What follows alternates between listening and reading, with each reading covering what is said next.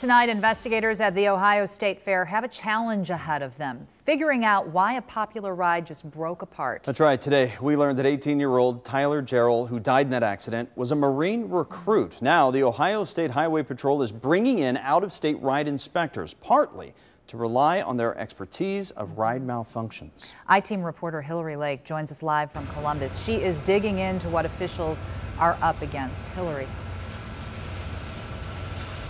Well, that investigation is going to take some time. The fair itself is open, but the midway where all of the rides are behind us here at the fairgrounds remains closed to the public tonight.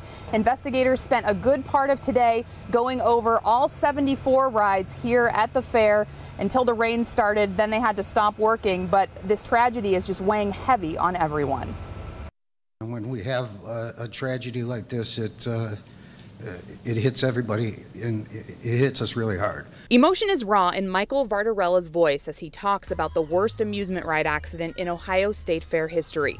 Vardarella oversees the state's ride inspectors. We look at them as they go up, we look at them when they're up, and we actually operate the rides and make sure that they're safe to operate. Records show his team gave the massive Fireball a clean bill of health Wednesday, hours before it broke apart.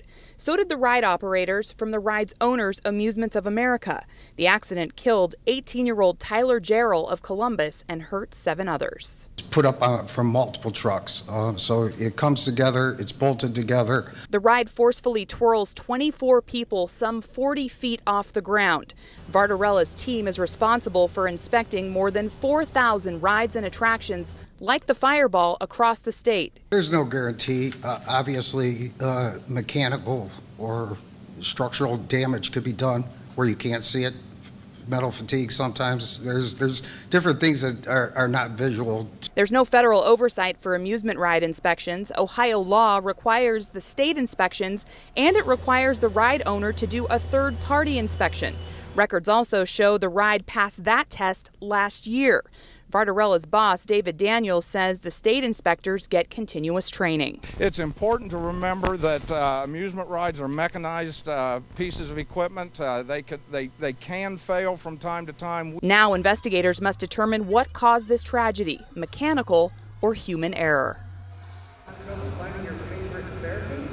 And I discovered that this accident isn't the only issue that Amusements of America is dealing with. They are also named as a defendant in a $25 million lawsuit.